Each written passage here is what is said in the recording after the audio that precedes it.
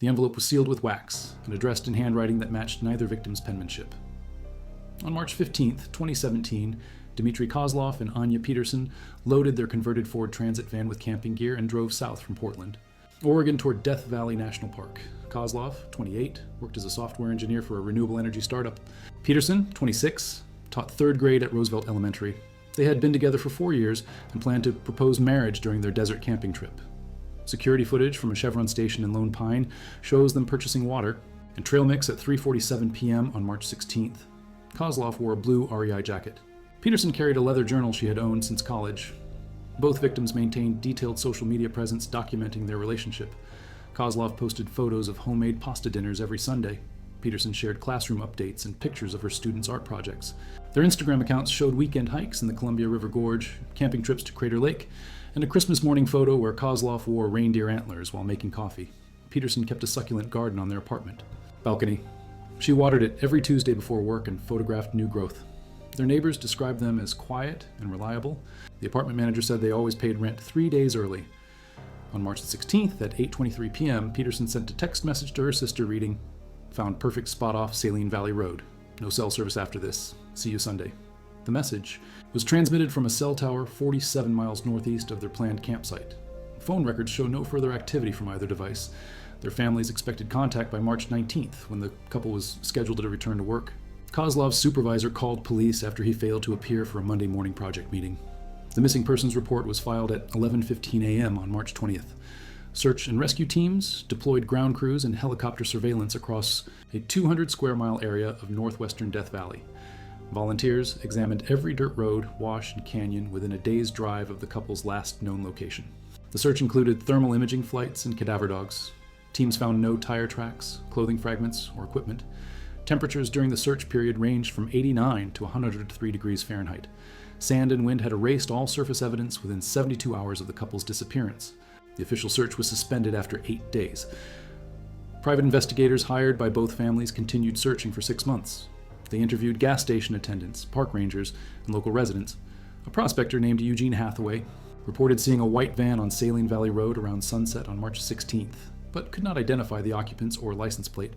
Trail cameras positioned throughout the region captured images of wildlife and occasional hikers, but no trace of the missing couple. The case remained open but inactive by October 2017. On January 12, 2023, a winter storm system brought high winds and shifting sand dunes to Death Valley's northern regions. Wind speeds reached 67 miles per hour. The storm moved an estimated 400,000 tons of sand across Saline Valley. When the weather cleared, a metal object was visible protruding from a newly formed dune 3 miles south of Saline Valley Road. Park maintenance worker Rosa Delgado spotted the object during routine trail inspection and contacted authorities. Excavation. Crews worked for 6 hours to uncover a white Ford Transit van buried under 8 feet of sand. The vehicle was positioned nose down at a 35-degree angle as if it had rolled into a depression. All windows remained intact. The tires showed no signs of puncture or wear. Paint damage was minimal despite 6 years of burial. The van's roof bore a small dent consistent with impact from a falling rock. License plate verification confirmed the vehicle belonged to Kozlov and Peterson. The van's doors were locked from the inside. Keys were found in the ignition position. The fuel gauge read 3/4 full. A half-eaten bag of trail mix sat on the dashboard. Peterson's leather journal lay open on the driver's seat to a blank page. Her pen was clipped to the journal's cover. Kozlov's REI jacket hung on a hook behind the passenger seat. 2 sleeping bags were rolled and stored in the rear cargo area along with camping chairs, a portable stove, and water containers. Nothing appeared disturbed. The sealed envelope sat upright on the passenger seat as if carefully placed. The wax seal bore no identifying marks or symbols. The envelope measured 4 by 6 inches and it was made from cream-colored paper. Block letters spelled out Dmitry Kozlov and Anya Peterson across the front in black ink. Handwriting analysis determined the writing did not match samples from either victim, their families, or known associates. The ink appeared fresh despite the envelope's burial in sand for 6 years. Crime scene technicians photographed the envelope's position before removal. It contained a single sheet of paper folded twice. The message was handwritten. In the same block letters as the envelope address. It read, "You chose to stay. The desert chose to keep you. Your families will understand when they see what you've seen." The paper showed no signs of age or deterioration. Forensic analysis found no fingerprints, DNA, or trace evidence on either the envelope or its contents. Investigators searched the van for the couple's remains. The cargo area contained their personal belongings, but no human remains or clothing. Luminol testing revealed no blood traces. Cadaver dogs detected no scent evidence inside or around the vehicle. The van's interior temperature during burial would have exceeded 130 degrees Fahrenheit during summer months. Any organic material should have decomposed completely. Forensic anthropologists found no bone fragments, teeth, or other biological evidence. The van's electronics provided additional mysteries. Both cell phones were found in the glove compartment with dead batteries. When charged and examined, the devices showed no activity after March 16th. The van's GPS unit contained no stored destinations or recent searches. Its last recorded position was the Chevron station in Lone Pine. A dashboard camera had been removed from its mount. The camera's memory card was missing. Investigators found the empty camera case under the driver's seat. Peterson's journal contained entries from their trip's first 2 days. Her final entry, dated March 16th, described setting up camp in a valley that doesn't appear on any map. She wrote about finding rock formations that cast shadows in impossible directions and stars that seem closer than they should be. The entry ended mid-sentence with the words, "Dimitri wants to explore the caves we found behind." The pen stroke ended abruptly, as if she had been interrupted while writing. Local geological surveys confirm no caves exist within 5 miles of where the van was discovered. The area consists of alluvial fans and salt flats with no significant rock formations. Satellite imagery from 2017 shows the landscape as uniformly flat with scattered creosote bushes. No valleys or depressions appear on topographic maps of the region. The couple's described campsite does not match any known geographical features in Death Valley. Kozlov's laptop was found in the van's rear storage compartment. The device had been wiped clean with no recoverable data. Forensic analysis revealed the hard drive had been professionally formatted using military-grade deletion software.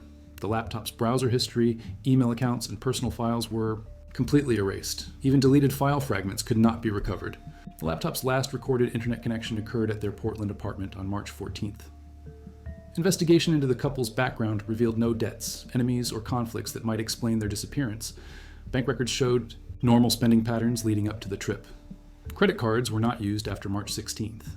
Social media accounts remained active with automated posts and birthday reminders, but no new content. Email accounts received normal correspondence, but no replies were sent. Their apartment remained untouched, with rent automatically deducted from Kozlov's checking account for 18 months until funds were depleted. The wax seal on the envelope was analyzed by materials experts at the FBI laboratory in Quantico. The wax contained mineral traces consistent with Death Valley's geological composition, but also included synthetic compounds, not found in natural desert environments. Carbon. Dating placed the wax's creation between 2010 and 2015, predating the couple's disappearance. The synthetic compounds matched materials used in industrial 3D printing applications. No facilities in Death Valley or surrounding areas reported missing or stolen 3D printing materials. Surveillance footage from businesses along the couple's route showed their van traveling south on Highway 395 on March 16th afternoon. A traffic camera in Big Pine captured the van at 2:15 p.m. heading toward Death Valley. No subsequent cameras recorded the vehicle's passage. The van appeared to have left all monitored roadways between Big Pine and the park boundary. Investigators mapped every possible route, but found no additional video evidence of the van's movement. Weather records from March 16-17, 2017 showed clear skies and calm winds in Death Valley. No sandstorms or unusual weather events occurred during the couple's presumed camping period. Sand accumulation that buried the van would have required multiple years of gradual deposit, followed by rapid burial during the January 2023 storm. Geological analysis suggested the van had been in its buried position for at least 4 years, meaning it sank below sand level by 2019 at the latest. The mystery envelope's placement inside the locked van raised questions about how it arrived there. All windows and doors showed no signs of forced entry. The van's locks functioned normally and required either keys or manual unlocking from inside. Security systems had not been activated or tampered with. The envelope's position on the passenger seat appeared deliberately placed rather than dropped or thrown. Its perfect preservation suggested protection from sand infiltration despite the van's 6-year burial.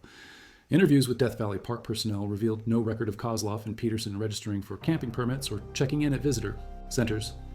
Backcountry camping requires permits for overnight stays. The couple had researched permit requirements extensively based on their browsing history recovered from their home computer. Park rangers found no record of permit applications or fee payments from either individual. Their absence from permit records violated standard protocol for their planned activities. The couple's families hired independent forensic experts to review physical evidence. A metallurgist examined the van for signs of extreme heat exposure that might explain the absence of human remains. Analysis found no evidence of fire, chemical exposure, or temperatures exceeding normal desert conditions. Paint samples showed expected fade patterns from ultraviolet exposure, but no thermal damage.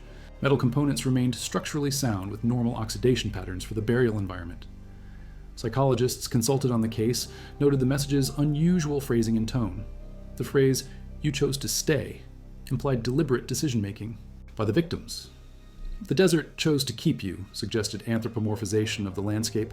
The final sentence promised understanding through shared experience, but provided no context for what that experience might involve. Linguistic analysis found no matches to known texts, literature, or cultural references. The message appeared to be original composition by an unknown author. Private investigators working for the families discovered inconsistencies in official search records. Ground teams reported covering areas that satellite imagery showed remained unsearched. Helicopter flight logs indicated fuel consumption levels inconsistent with claimed search patterns.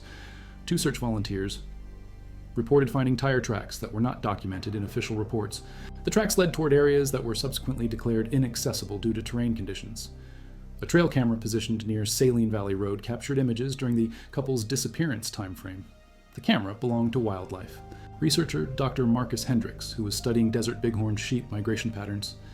Images from March 16th evening showed a white van matching the couple's vehicle traveling on an unmarked dirt road. Subsequent photos showed the same road empty of all tire tracks by March 18th morning.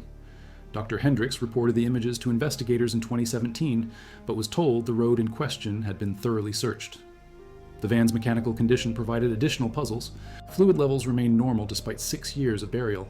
The battery held partial charge when excavated. Engine components showed no signs of overheating or mechanical failure. Maintenance records indicated the van was serviced 2 weeks before. The trip with new tires, oil change, and brake inspection. The odometer reading matched expected mileage for the couple's route to Death Valley, plus approximately 40 additional miles of desert driving. Cell phone tower records revealed anomalous data transmission patterns on March 16th evening.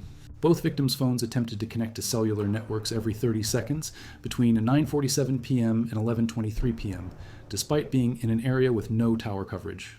The phones transmitted location data to emergency services, but the coordinates placed them in impossible locations, including positions underground and coordinates that fell outside Earth's surface mapping grid. Emergency dispatchers received automated distress signals but could not establish voice contact with either device. Forensic accounting revealed unusual financial activity in the weeks following the couple's disappearance. Small electronic transfers, totaling $304 were made from Kozlov's checking account to various utility companies and service providers. The transfers maintained his and Peterson's apartment utilities and subscriptions, as if someone was ensuring their living space remained habitable. Bank security footage showed no individuals accessing ATMs or branches using the couple's accounts. All transactions occurred electronically without human intervention. The investigation team consulted with desert survival experts to understand the couple's likely behavior patterns during their camping trip. Experts noted that experienced desert campers avoid traveling during midday heat and typically establish camp before sunset. The couple's supplies and equipment suggested familiarity with desert camping protocols. Water quantities were appropriate for their planned stay duration. Their camping gear included proper sun shelter and navigation equipment. Nothing in their preparation suggested reckless behavior or poor planning. Ground-penetrating radar scans around the van's burial site detected no additional buried objects or human remains. The scans covered a quarter-mile radius and penetrated 12 feet below the surface. Subsurface imaging revealed natural rock formations and mineral deposits, but no artificial objects or bone material. Archaeological experts ruled out the possibility of undiscovered cave systems or underground structures that might explain the couple's journal references to exploring caves. The van's air conditioning system contained sand deposits that matched mineral compositions from locations 60 miles northeast of where the vehicle was found. The sand particles included rare earth elements found only in specific Death Valley regions that required technical climbing to access. Neither victim had mountaineering experience or climbing equipment. The sand's presence suggested the van had traveled to or through areas requiring specialized knowledge and equipment to reach. Laboratory analysis of the couple's remaining personal items revealed traces of minerals not found in Death Valley's accessible regions. Kozlov's jacket contained microscopic quartz particles with unique crystal structures found only in deep underground formations. Peterson's journal showed similar mineral contamination on pages dated after March 16th, despite containing no writing from those dates. The contamination patterns suggested exposure to geological environments not found on Death Valley's surface. Digital Forensics experts attempted to recover data from the van's computer systems, including navigation, entertainment, and diagnostic modules. All electronic systems had been reset to factory default settings. Event logs that normally record system activity for months or years showed no historical data. Even basic information like radio station presets and clock settings had been cleared. The systematic data erasure suggested technical knowledge and deliberate intent to remove all electronic evidence.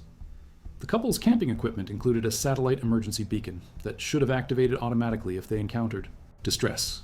The beacon was found in the van with its battery removed. The battery showed no signs of corrosion or damage, but had been carefully disconnected from the device's internal wiring. Emergency beacon activation requires deliberate manual override to prevent accidental triggering. The beacon's GPS logging function had been disabled through software modification, requiring specialized technical knowledge. Investigators interviewed every resident within 50 miles of the discovery site. Local ranchers, miners, and long-term desert dwellers reported no unusual activity during March 2017.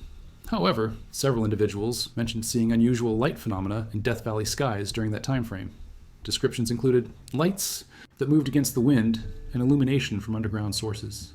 These reports were not considered credible evidence, but established a pattern of unusual observations coinciding with the couple's disappearance. The van's tires contained embedded rocks and debris from terrain not found near the burial site. Geological analysis of the tire debris matched formations found in Death Valley's most remote and inaccessible regions. Some debris came from areas requiring multi-day hiking expeditions to reach. The tire wear patterns suggested extensive off-road, driving over rough terrain inconsistent with the couple's planned camping itinerary. The embedded materials indicated the van had traveled to locations not accessible by conventional desert roads. Crime scene reconstruction specialists created detailed models of the van's burial process. Computer simulations suggested the vehicle had sunk into loose sand over multiple years, rather than being rapidly buried by a single storm event. The burial angle and position indicated the van had rolled or been pushed into a depression before sand accumulation began. Natural sand movement patterns could not account for the van's final position without external force applying downward pressure on the vehicle. The investigation remains officially open with no active leads. The couple's families continue to seek answers about their disappearance and the mysterious envelope's origin.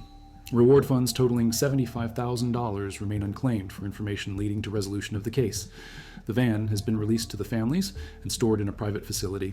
The envelope and its contents remain in FBI custody as potential evidence in an ongoing investigation.